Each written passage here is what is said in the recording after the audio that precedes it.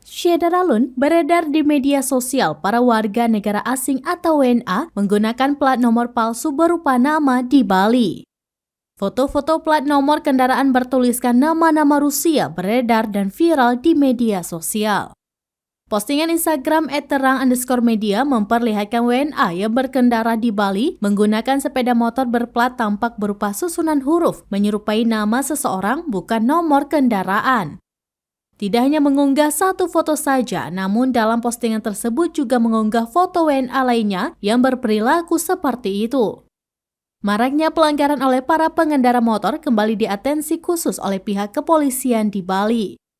Sebelumnya viral pula di media sosial terkait adanya pengendara roda 2, khususnya WNA di Bali yang menggunakan TNBK tidak sesuai aturan.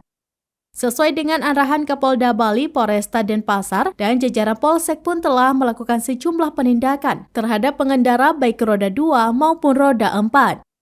Untuk pelanggaran yang dilakukan WNA lebih dominan pelanggaran tanpa helm 11 orang, tanpa TNKB 4 orang, melanggar rambu lalu lintas 2 orang, dan tanpa kelengkapan kendaraan. Namun ketika ditanya mengenai penggunaan plat nomor palsu oleh kendaraan yang disewa oleh WNA terutama Rusia, Polresta dikatakan belum menemukan plat Rusia tersebut.